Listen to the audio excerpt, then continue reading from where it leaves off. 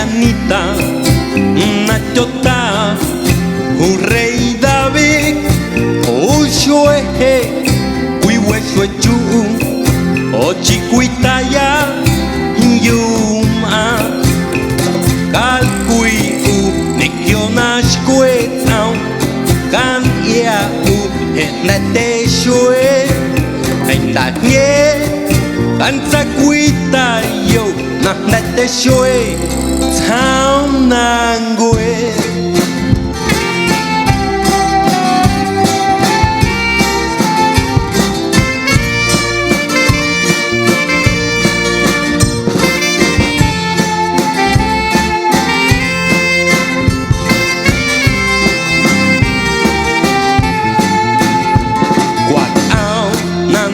Nete Shue, gạt tiếc na nhây, gạt ót áo u. Ha ne kio na squet oya, na mataya cuenta o.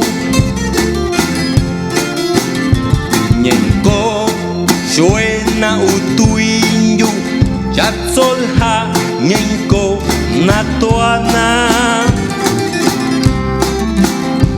No quy luin yu quy tsana, ai ka na ma zaishma. Et ne ma ha wi shue nyai, chang na ma nen kia na shue.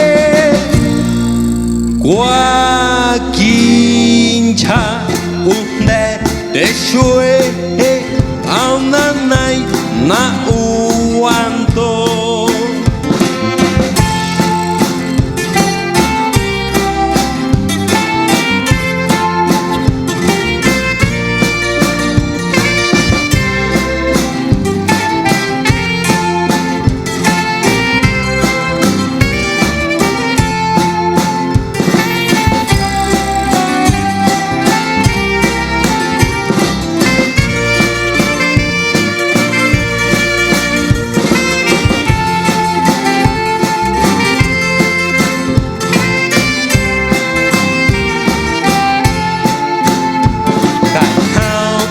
Shue na utuinyu ganza ai chenda naina mataya chana khan